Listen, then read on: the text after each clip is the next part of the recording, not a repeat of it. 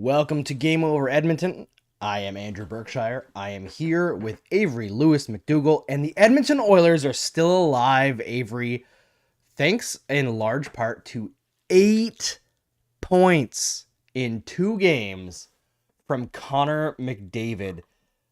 I want to talk about Connor McDavid as much as we possibly can in the first segment. Then we'll get into the nitty-gritty of Game 5 before we take a look at the series so far in our third segment. But before I do, Avery, I got to tell everyone where they can find Game Over Edmonton next season, which is not here. Right now, we are on the Game Over Network Hub channel where we will host special events and all sorts of cool stuff.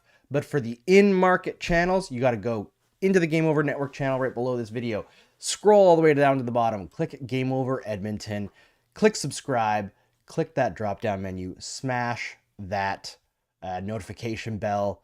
And then join us again here for the rest of this show. It's an easy one to do. There's going to be lots of cool stuff there come next season. Maybe even in the off-season here. But for right now, the Edmonton Oilers are alive. Avery, can you put into words, because you watch McDavid game in and game out, can you put into words the last 2 games? Supernova, electric. What more is there to say, Andrew, about this? Wow. Yeah, I got a message from a good buddy of mine, Arun Singh, who's been on Game Over Montreal a bunch of times. He works at Boom Studios for Skybound Comics. And or maybe it's just Skybound now. Boom Studios might have been his last gig. I apologize, Arun, if I messed that up. But I know he's at Skybound now because I know he works with Robert Kirkman from The Walking Dead, from Invincible. He does a bunch of wrestling stuff as well. But Arun sent me a GIF that was just Goku going Super Saiyan. And yeah, that's how it feels. Like my prediction going into this series was nobody can stop Connor McDavid. And through the first 3 games, it was nobody can get things through Sergei Bobrovsky. But now that they're able to, the McDavid unstoppable thing seems to be back in full swing.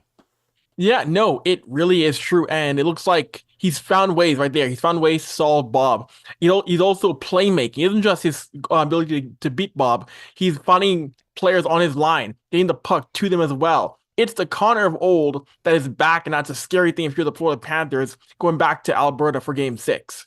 Yeah, and I think you can look at this game and you could say, Florida got within 1, and maybe they're not worried about the next game. They've carried the play the last 2 games. You could say that the Oilers carried the play for the first 3 games of this series, and the Oilers said that, right? And it seemed like the Panthers organization was not too pleased with them stating facts that they carried play through the first 3 games, and it didn't feel like a 3-0 series. It definitely feels like a 3-2 series, as it should be right now. I don't know if necessarily the Panthers are the team that deserves to be up at this stage, but I feel like there's enough margin for error there that we are where we're supposed to be. Yeah, no, I entirely agree with that. And it's funny because this series also, it could have been 3-2 Edmonton. Because we saw Edmonton had they had the chances to win Game 1. They had chances to win Game 3. So this could have been Edmonton going back to try and win their first cup since 1990. But either way, you're right though. It just feels like a 3-2 series now. And as much as it's a tough task to beat Florida 4 games in a row, I do wonder if there's a little bit of doubt thinking into that Florida dressing room, thinking, man, we were up 3-0 and we couldn't put it away twice. Yeah, I also wonder that. I didn't think they'd be worried after the last game. We talked, I had Graham Mosiman on, and we were talking about, was that a dead cat bounce? Because to go from losing 3 straight to winning 8-1, sometimes, you throw everything in the kitchen sink in that one game at home that you want to win. And then the next game can't really get up for it. But the Oilers started this game much like the last one. They came out of the gates generating crazy scoring chances. And we can talk about the last 40 minutes of the game and how Florida owned the puck for most of that. But there were so many close calls for the Panthers on, McDavid had 4 points. He could have had 7. I think it was the second period. There was 3 seconds left. And McDavid created a turnover high in the Panthers zone and just lined everyone up to the point where there was completely free real estate in front of the net. and his line mates just didn't realize it until it was too late. He sent the puck exactly in there. There was somebody there. I don't know if it was Fogel or Hyman, or it might have been Draisaitl at the end of the period. But he sent it right through the middle of the ice. There was a player there who could have just tapped it in past Bobrovsky, but they didn't notice. And there was a lot of those plays tonight where Connor just created, full on created what should be goals. And 4 times it went in. And there was a bunch of other times where it didn't, where it easily could have. I was blown away by what he offered us tonight. And not just in terms of the goal scoring. He was a hound on the back check in that third period.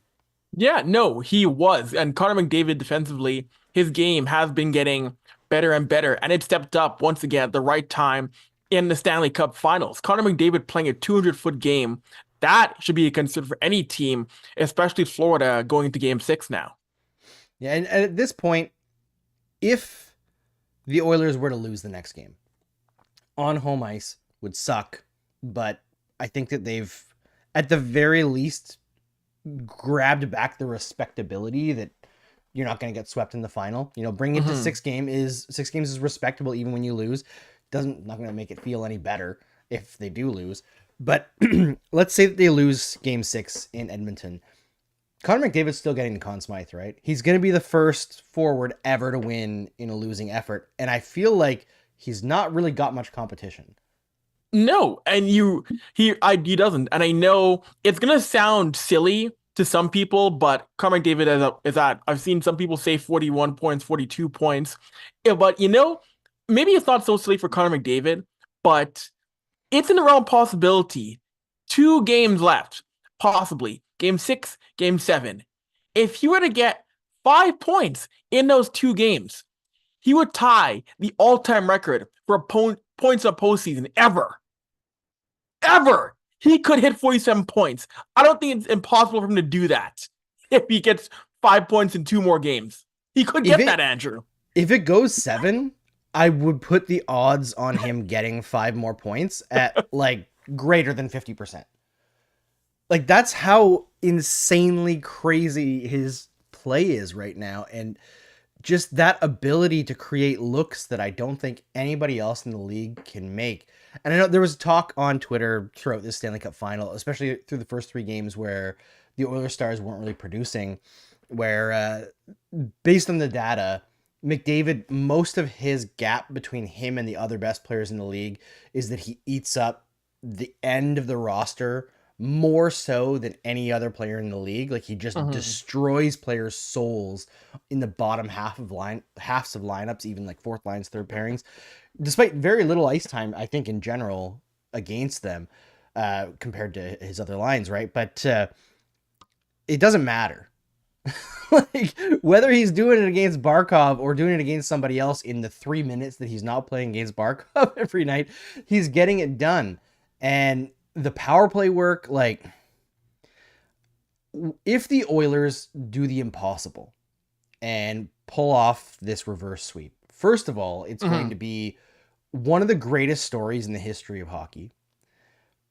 I feel like Connor McDavid's legacy can never be questioned, like, ever again. Like, anybody who wants to do that, just laugh them off. Like, it's over. Yeah. No, and you mentioned greatest stories in hockey. I think that would be one of the greatest stories in sports, period. Agreed. Coming back. If they did come back and won this series in Game 7, I mean, first of all, we saw the talk of there's no way you can beat Florida 4 games in a row. It's too hard to do, But you're right, Andrew. Great story in sports, and there's no way you could ever again question McDavid if he pulls his team back from the brink 4 times to win a Stanley Cup. You couldn't question him anymore. It'd be impossible to do so. No, that becomes, like, on top of being one of the greatest players in the history of the sport. Now you're putting yourself in there with, like, the greatest clutch players too, because like 8 points in 2 games in the Stanley Cup Final has literally never been done.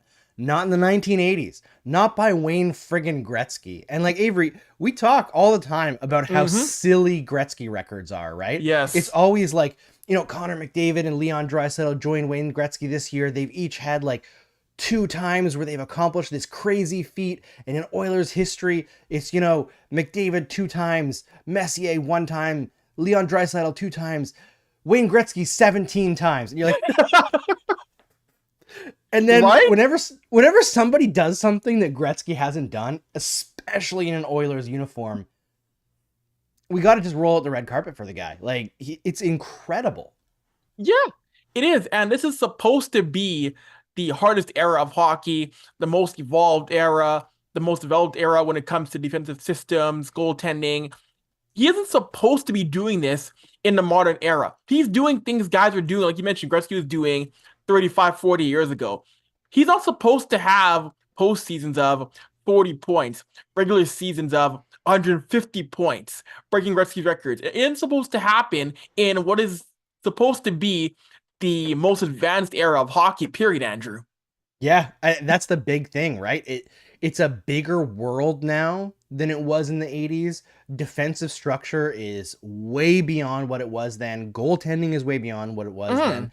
And like, yeah, the league is trending towards offense. But even with that, McDavid is such a ridiculous outlier. And Luke Venables says there would 100% be a movie made if they actually pulled it off. I don't know if the city of Edmonton has that kind of pull, but it should. I, I'm actually kind of scared because if they actually do win, they say they take to a game 7. If they did win, I'm scared for Jasper Avenue. I don't know what would happen if they did accomplish that. There'll be so many orders for California closets, Avery. I love that commercial. I was making fun of it last time because it's so niche, Right? but it just makes me smile because not only is Stu Skinner incredibly likable, he's an Edmonton boy. So he's getting that bag, getting those advertisements. I love it. I love seeing him have success here, and it's very clear this means so much to him. Oh, of course. And just talking to Stuart Skinner, he's the kind of guy, of course, people talk about hockey personalities. Stuart Skinner's the kind of guy where you ask him a question and he'll give you a 10-minute answer. He'll talk to you afterwards. Like, he's easily one of my favorite guys in that locker room to talk to for a quote, even off the record. He's genuinely such a polite guy with the media. I have to root for him. I have to root for Stuart Skinner because he's such a good guy on off the ice, Andrew. 100% agreed. I really like the guy. I love the mustache. I love the extremely niche commercial for an NHL player. It's the best. We're going to talk about Stu Skinner a lot more in the next segment here. But first, I got to tell y'all, if you like the stream, please smash the like button. Please hit subscribe to the Game Over Network and for Game Over Edmonton next season, which you can find on the Game Over Network channel if you open it in a new tab from the bottom here. But before we get into the next segment, we got to tell you where you can find Game Over Calgary next season. That's right. On an Edmonton stream, we're going to advertise Calgary. You can go over there, tell Peter Klein that the Flames are never getting there. It's too mediocre. Be your best Edmonton fan. Throw some good chirps out. I'm sure he'll use them in this summer to fuel himself for next year. Now, don't bully Peter. I'm serious. But go subscribe to Game Over Calgary right here. Game Over Calgary is relaunching in October. For all your Game Over Calgary content, make sure you subscribe to our Calgary-specific YouTube channel. Open the Game Over Network YouTube page in a new tab from this video, scroll past Andrew talking, and click on the Game Over Calgary channel in our featured channel section. Click subscribe and make sure you hit the drop-down menu to get notified when we post videos or go live. Tell all your Flames fan friends and family to check it out and join our awesome community. And make sure you smash the like button on this video right into oblivion. All right, we're back with Avery, and we're talking Stu Skinner and Sergei Bobrovsky because early in this series, the big difference was Skinner wasn't stopping the shots very often, and Bobrovsky was stopping everything. And it's kind of flipped here, and it seems like the Oilers have kind of figured out that they need to overload the first few minutes of playtime against Bobrovsky. Incredible pressure, get that one goal, and then once they find their way through one time, they find their way through a few times. It's not allowing Bobrovsky to build up that momentum, and meanwhile, keeping Skinner less busy in the first stretch of the game seems to have allowed him to settle in. And I don't think he's been, Vezina man the last 2 games, but he's been really solid, and Bobrovsky has struggled. That switch has flipped in this series. Yeah, no, it really has, Andrew. And you're seeing Stuart Skinner. I know there's been issues where Skinner has left the net a little bit. There's been a couple of mishaps. But aside from that, though, with Stuart, watching him in net, he's limiting the rebound chances. Like you're seeing, the Panthers got a few grade A chances on Skinner, and he just smothered those shots. There was no rebound. There was no second chance opportunity. He was limiting them, forcing a face-off. That's a really big thing right now. Stuart Skinner is locked in to making some real high danger chances, and the goals he let in really haven't been his fault. It's come off of turnovers in the offensive zone. It's been turnovers in which really you can't really blame him for that happening in front of him. For say it's only him letting in a weak shot. So it's fun to see him calm down. And for Bobrovsky, the fact that he is struggling now, it's at the worst possible time for the Panthers for him to turn back into early Florida Columbus Bob. Like, it's a really bad time for him to turn back into that version of Bobrovsky. And you're seeing now these past 2 games, Andrew, the Oilers are realizing again, hey, they're seeing get shots up high on Bob, get stuff up high, challenge him where he's not at his best. We saw it in game 3. See in game 4, you're seeing him mentioned off the top, getting shots on Bob early and often. Getting that pressure on. Florida's having a tough time handling Edmonton coming out of the gates on fire. Yeah, and I think when you're forcing Bob to move a lot, especially early in the game, like, he's a fantastic goaltender. There's no question about it. Yeah. His career's been up and down, but like the highs are so high that you can't really deny him as one of this generation's best goaltenders. But he's getting older, and he's played 2 long playoffs in a row now. You know, this Florida team, they are more fresh this year than they were in the final last year. They had a lot more injuries to deal with, but you can probably tire out Bobrovsky during a game with how much hockey he's played over the last 2 years at his age. The Oilers seem to be intent on doing that, especially early, getting him like a little bit rattled. And between the years, there are moments where Bobrovsky goes into being kind of bad for a stretch long enough to blow a series, right? And I'm not saying this is on him, because part of it is the magic of McDavid, and I don't think any goalie can be expected to stop like 96% of shots, which is what he did in the first 3 games. There's always going to be something happening on the other side of that, but he's not the insurmountable mountain in front of the goal that he looked like in the first 3 games. And now that now that the Oilers have destroyed that narrative over the last 2 games, I feel like they're in a much better position than what a team that's down 3-2 is usually in. Like, this Oilers team, even today, where they had 21.7% of the expected goals at even strength, which is rotten, they looked extraordinarily dangerous every time they had the puck in the offensive zone. You just can't play around with them. And I think for the first half of this game or so, Florida was a little bit too complacent. Like, I get not panicking, but I don't think that they were able to push things in the direction that they thought they were going to be able to in the first half of this game. Now, once they had a big deficit to deal with, yeah, the Oilers shelled quite a bit, and that was ugly to watch. But overall, this is an interesting series to watch, and Edmonton's in a good position. Yeah, they really are. And once again, we saw Edmonton's depth step up in a major way. First goal of the game comes from a Connor Brown shorthanded goal. And I feel good for Connor Brown, because of course we saw what happened the regular season. He couldn't buy a goal. The contract talk. In this postseason, Andrew, he has been one of Edmonton's better depth forwards all postseason long. He has. 100%. And in this Stanley Cup Final, Connor Brown has been ridiculous. Like, it's been shocking considering where he came from in the regular season. And we know he was rehabbing major injuries, right? Like, it was no secret that Connor Brown the last couple of years has been dealt a really tough ride just through his body and trying to get back to what he has been for most of his career, which is a good player. Yeah.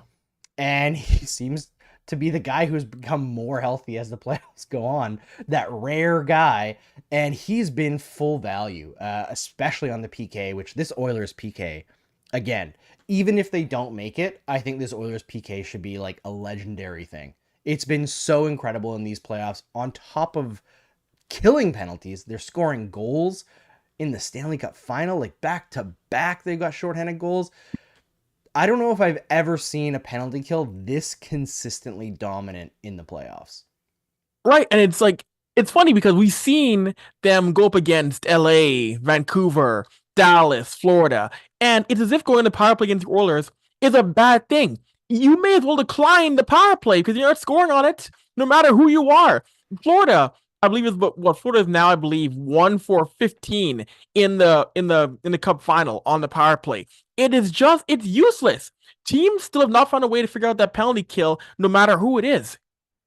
Yeah, I don't know what the secret is. Like I'd have to break down film, but to me it just seems like they're hyper aggressive, and they've got the right players on that. Like they have a really good set of players for that PK, in that they are effective penalty killers, but they're also extremely quick, and they have good instincts on when the puck has changed, not just possession, but when it's like vulnerable.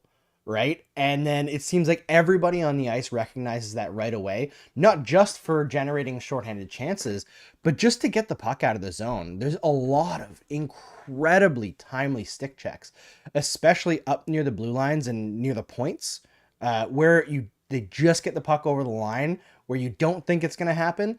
And it's that commitment to the tiny plays that maybe go unnoticed during the course of a regular 82 game regular season, but in the playoffs they loom so large.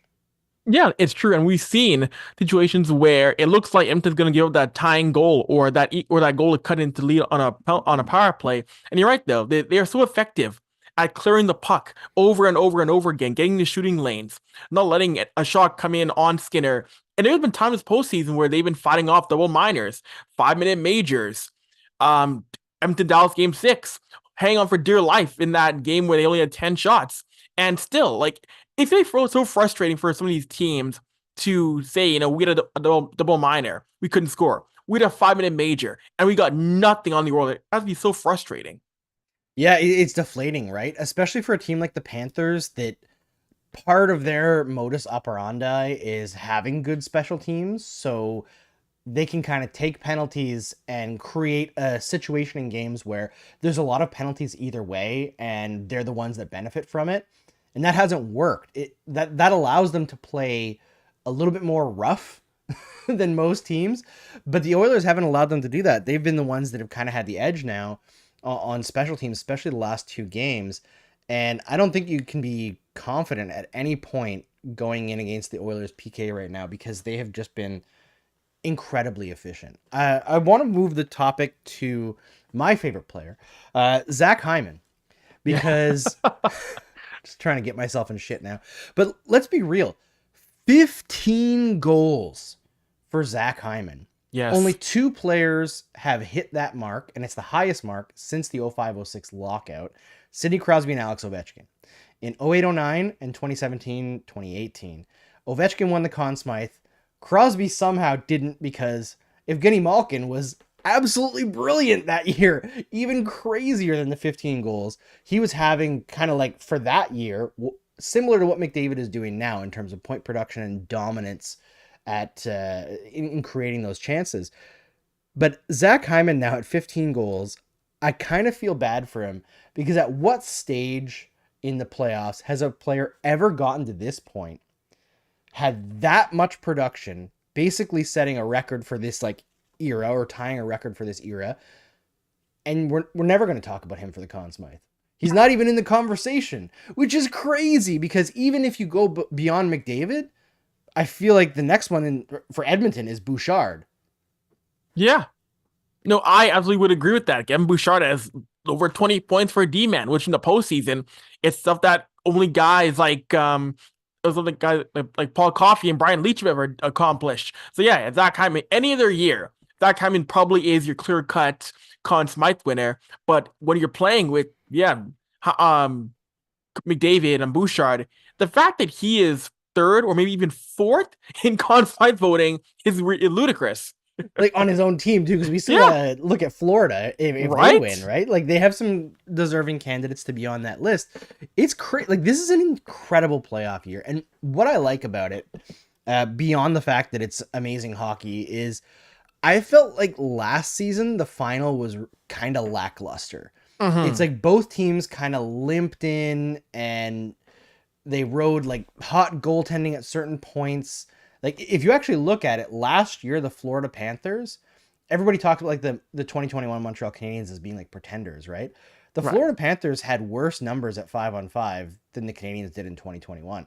They really did not have a great playoff in terms of owning the puck and dominating those underlying numbers last season in the playoffs. It was more lucky than good. This year they're full value, but I just find it incredible that to watch the level of hockey when two teams that are legit, two of the best 4 or 5 teams in the league. I don't think anybody would argue against that category for these two, even before the final, even before the playoffs. They were two of the favorites to get to this point and relatively healthy to give us such an entertaining final. It's not just grind it out.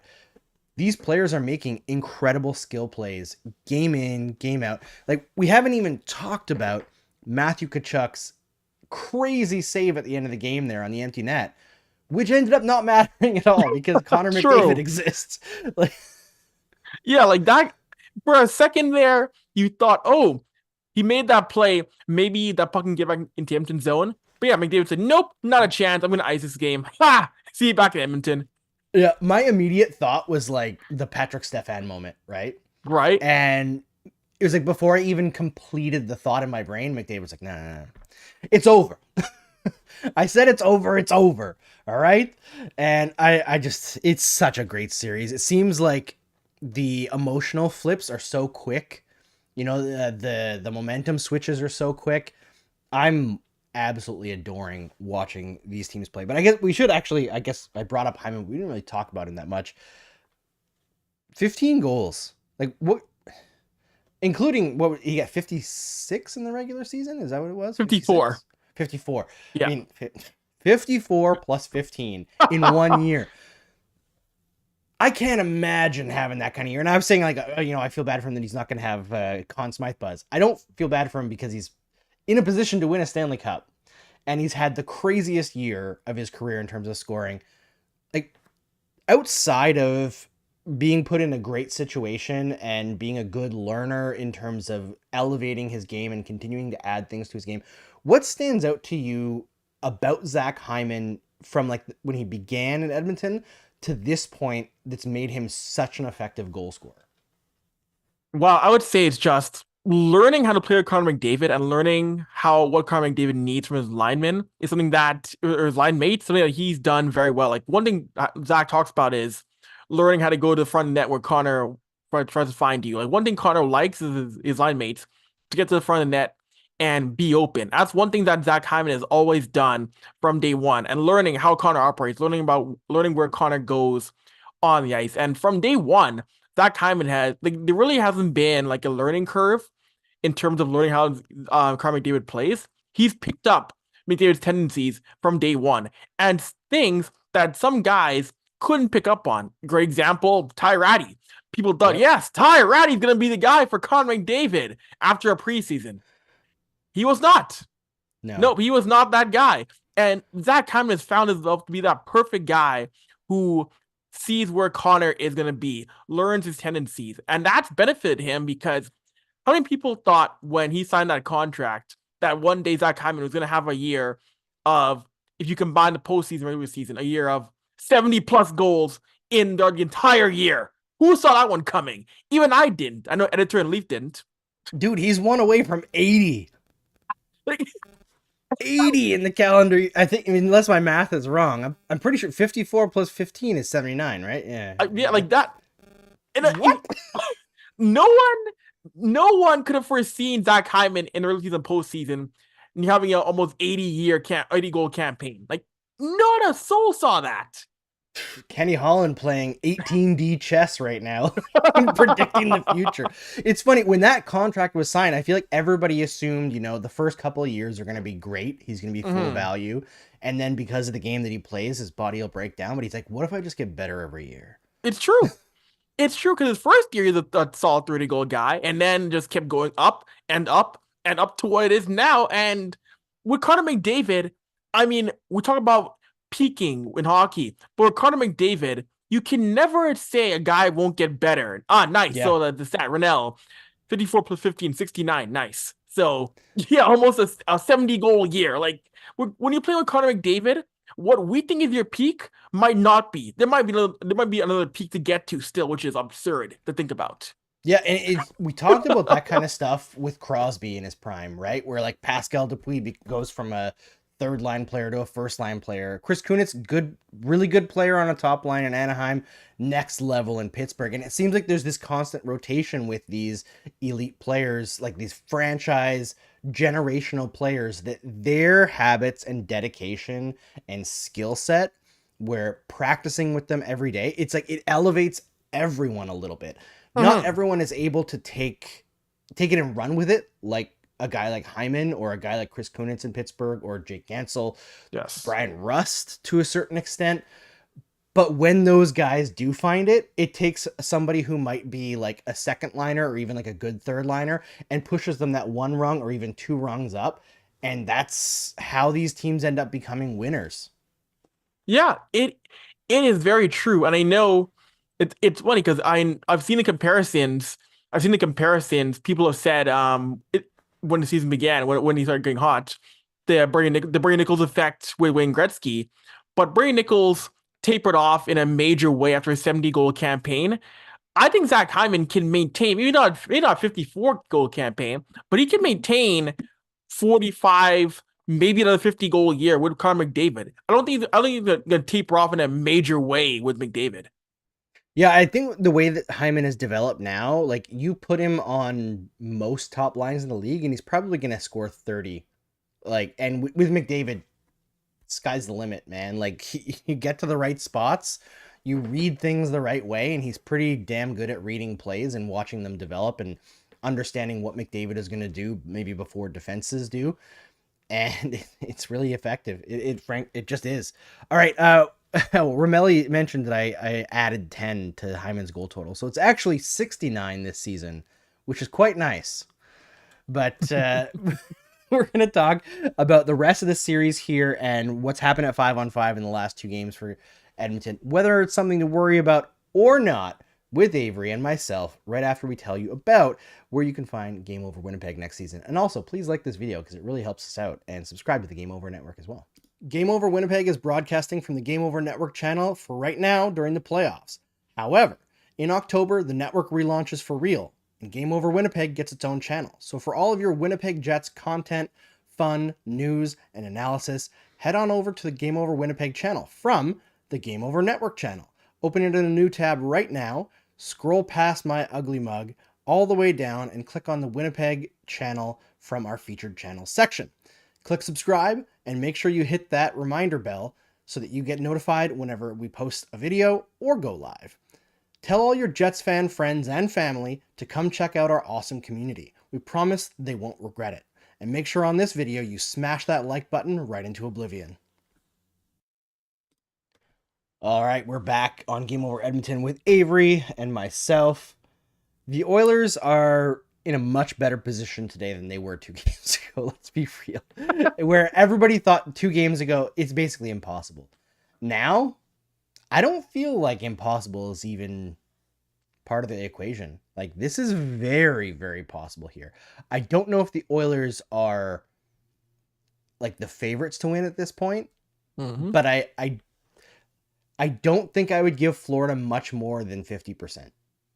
Yeah, it seems crazy saying that now, but boy, the odds, I generally think the odds have flipped a little bit in favor of Edmonton. That idea that we could now come back and get into this, I think is firmly implanted in the mind of Edmonton. And that's the one thing with this team. Like, for a team that was down 0-3, I know you always hear teams in the past say, we can come back. but this Oilers team genuinely has had the belief of it isn't over yet. And being in the locker room, being around those guys, there is not a single guy is hanging their head and saying, we can make it, we can come back, but really thinking, nah, it's over.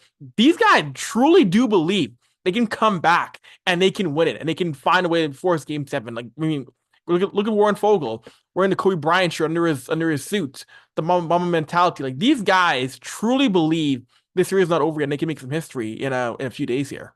Yeah, and I know every time you talk to NHLers, they always take like, oh, you can only take it like one game at a time or like one shift at a time. Mm-hmm. But it has just based on the quotes, it has seemed to me at least that the Oilers are looking ahead a little bit. Like, they're not just thinking about, well, we got to win the next shift, we got to win the next game, we got to stay alive. They're not thinking about staying alive. They're thinking about winning. And I love that, honestly. I know it's a hard headspace to think of being in as an athlete, because when you're on the ropes, your back's against the wall, right? You have to think about the next thing. You can only focus so far ahead. It's true. But the goal is there. Like, you can see it on McDavid's face. That it's, for him, it's not about winning this game. It's about winning 4 straight. It's like they know from the beginning, it doesn't matter if they win 1. It doesn't matter if they win 2. But if they win 4, that's history. Yeah, it's very true. This team has come out with the mentality of, of course, everybody in the room, they know they got to win 4 in a row. They know that. But there's a mentality, like, it's the Randy Marsh thing where he's boxing, he's got the black guy, he's bleeding, I ain't hearing no bell yet. That's his Oilers team really right now. I feel like at the end of it, Connor's gonna be the one ringing the bell. Like, that's how it feels, right? And the 5-on-5 numbers aren't pretty. I don't know if you saw for the third period today, just going by like natural stat trick, the third period had the Oilers at 6.63% of expected goals, just 11.7% of the shot attempts. It was 15-2 in the third period. And I get it. You're shelling a little bit, and they did much better in special team situations and then scored the empty net goal, so it doesn't really matter. But are you concerned at all about how much the Oilers have allowed the Panthers to control the puck over the last 2 games? Or are you looking at the overall momentum of the series? I would say it's a little bit concerning. You don't want a team that good to control all the chances 5-on-5, because you don't want to rely everything going to Game 6 and Game 7 on success when you're on the penalty kill or on the power play. You want to have some more 5-on-5 success. That's going to be a thing they're going to have to clean up here going to Game 6, because you only play with fire for so long with the Panthers, a team that has, again, Tkachuk, Barkov, Evan Rodrigues, Oliver Ekman-Larsson scored as well in this game tonight. So we're going to have to clean things up and take back a little more of those 5-on-5 chances to really give themselves some breathing room and give themselves a little bit of safety come Game 6. Yeah, 100%. Now, I don't know about you, Avery, but I feel like if the next game was tonight in Edmonton, the Oilers would have a bit of an advantage, because I believe it's 11 degrees in Edmonton right now. Yeah, it is. I think it was 6 degrees this morning when I checked at 8 o'clock Eastern time. You know what it is here in Montreal? What is it? 40, man. Jeez. I'm sweating in my basement. My gosh, man. With air conditioning units, everything. It's nuts here, and I assume it's nuts in Florida as well, because the ice looked awful. Oh, it was terrible. The puck was bouncing like a tennis ball on the ice. Like, oh my gosh. And that adds to the McDavid wow factor, right? Because how do you pull off moves like that? How do you skate through 4 players, draw them all to you to create the easiest goal of Corey Perry's career? How do you do that when the ice is so muddy, for lack of a better word? Like, it was rough out there. Yeah, like that is, that ice did not look good at all. And it's been a thing for a very long time.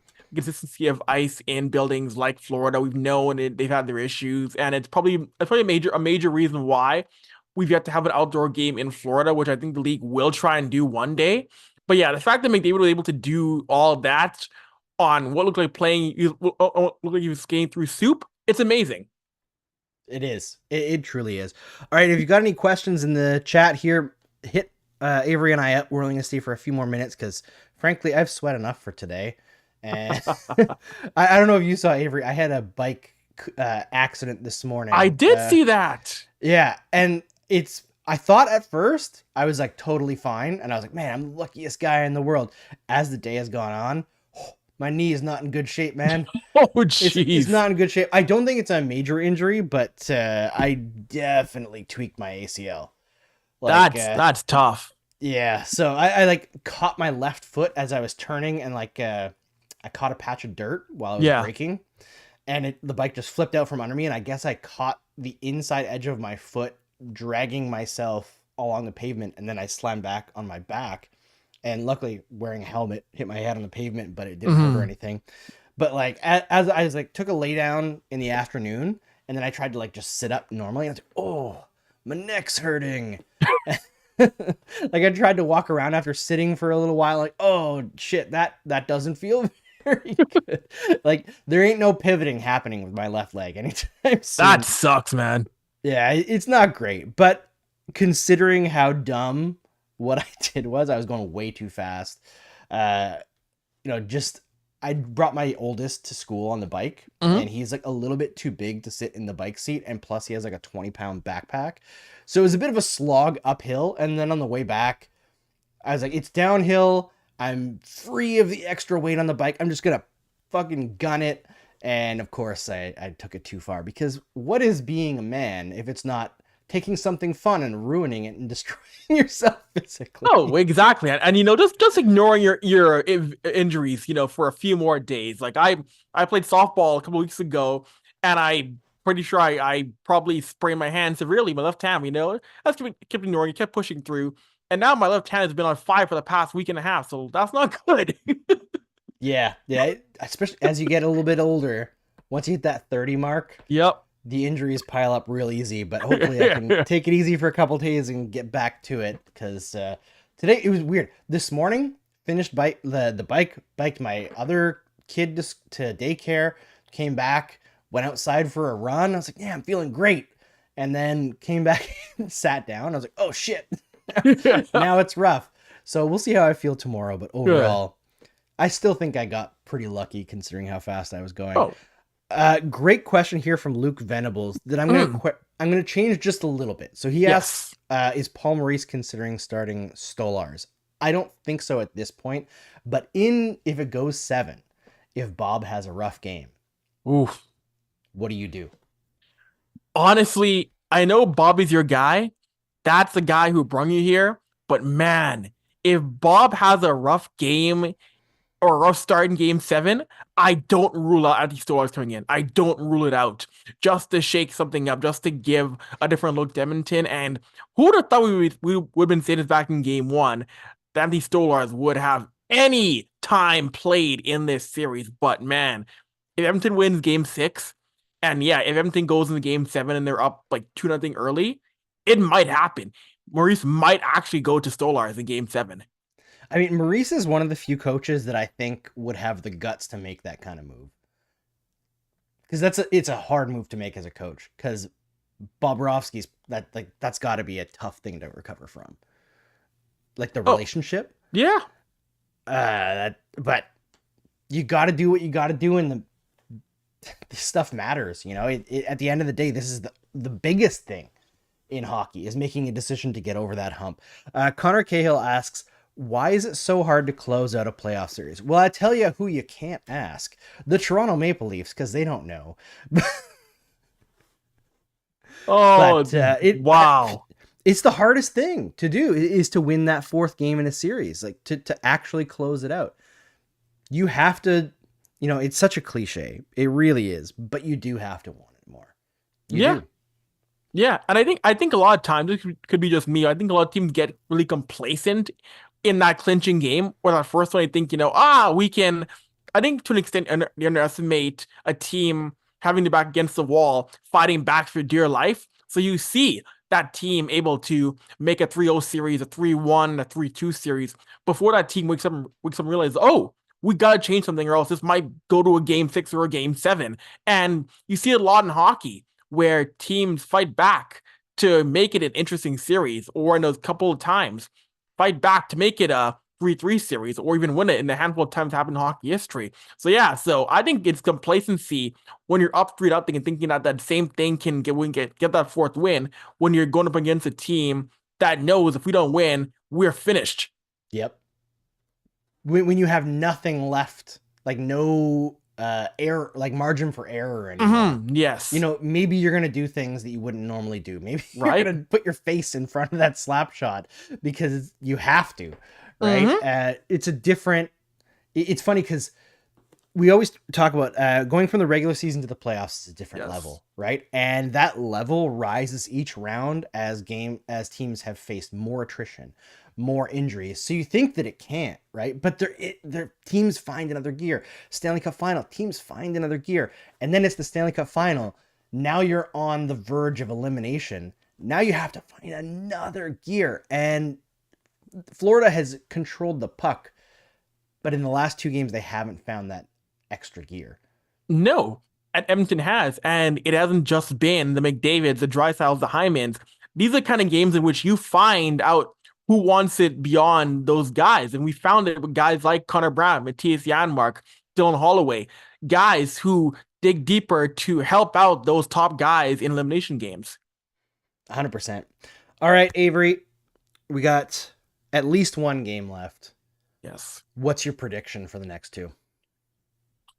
Next 2. Honestly, it's really, I don't want to be too much of a homer, but man, it's really tough for me to not say Edmonton wins game 6. And maybe it's not going to be a 5-3 game, but I could absolutely see, again, Edmonton coming out flying and scoring me the first 2 goals. I could definitely see it being a 3-1 game for Edmonton to force a game 7. But for a game 7, I'm going to say right now, if it goes to game 7, a coin flip. Coin flip if it goes to game 7. But a game 6, Edmonton comes out firing again with Florida now with their backs against the wall to an extent to avoid going back to Sunrise in a do or die game. If Edmonton gets up early, I don't think Florida is in this game much very long. If Edmonton gets up early. If Edmonton scores the first one next game, the doubt sets in, right? Yeah. And that's when you start to see mistakes happen, mental mistakes, as you think, how could this be happening to us, right? Right. Things start to fall apart. And maybe you can compose yourself for a game 7, but I don't know. I think Edmonton has game 6 for sure. They're just so confident. They know they can do this now. My prediction, I said before the game started, or just as the game started, that if the Oilers scored in the first 5 minutes, they were going to win this game. They took an extra 35 seconds, but I'm going to take it that I was mostly right. But I think next game is another Connor McDavid show. My prediction is game 7 goes to overtime. And that's when Leon Draisaitl scores his first of the series. It's the cup-winning goal where he redeems the horrible series that he's had. I felt so bad for him. It just seems like nothing is working. But I think that's the play. I think that's what happens in the end. Could you imagine Twitter if that's how that series ends? Leon Draisaitl overtime winner in game 7. Twitter will explode. Twitter might crash for good. It might. I mean, imagine if it's like also offside or something. Oh my gosh. Like, I don't know what would break Twitter more. A Leon Draisaitl overtime winner or a Connor Brown overtime winner. Ooh, I like it. You know what would break Twitter even more? A Cody Ceci overtime Stanley Cup winning goal. Now that would blow hockey Twitter apart at the seams. It would never recover. Oh, you know what would be? If I was a Panther fan, I would just stop watching hockey because they lost the Cup Final in '96 due to an Uri Krupp blast from the point. Could you imagine a Cody Ceci overtime blast from the point? The same way we lost the Cup Final in '96, you lose the Cup Final in 2024. Imagine being like a day one Panthers fan and seeing that happen twice. Three Stanley Cup Final appearances, 3 losses, 2 in a row. That would be crushing. I almost don't want that to happen to Florida. As much as I want Edmonton to win, because I just feel like the greatness that McDavid is showing right now, I want to see it rewarded. And I like the Florida Panthers. I think they've done an amazing job building a team. Mm-hmm. But the style of hockey that they play, to me, aesthetically, I prefer Edmonton. I would like to see the high-flying offense team beat the team that's out here trying to dominate physically. Not saying the Oilers aren't high-flying offense, or not the Oilers, sorry. The Panthers aren't high-flying offense, because they are. They're a phenomenal team. But like their style of play is very different than the Oilers. And I just feel like whoever wins the Stanley Cup, a lot of teams try to copy them, and you can't copy McDavid. But at least you could copy that high-flying style. And I want to see more of that. Oh, I think everybody does. It's easily the most fun style of hockey to watch right now. All right. Game 6 coming up in 3 days, because these gentlemen have to fly all the way across the North American continent and they don't want to be too jet lagged. And, you know, another 2 games could take another, 6 days? NHL scheduling, man, like the NHL, this series should end no later than June 10th. June 10th should be when a game 7 is played, not June 24th, possibly. Come on. Well, on the East Coast here, it's already June 19th. And with that, it's time to sign off for Game Over Edmonton. Thanks so much, Avery, for being here with me. Thanks so much to our awesome stream chat. They're asking some good questions and conversing in the comments here. We really appreciate spending the time with you guys and what you're able to contribute to our shows. It really makes it so fun, truly. So thank you for David W., Connor Cahill, Luke Venables, Ramelli, and many others who are here. Hockey from Home is here. Andrew Beauchesne is here. Lots of great people that we're used to seeing from different shows showing up for the Stanley Cup Final. It's been awesome. I'm hoping for 2 more games. Let's do it. Game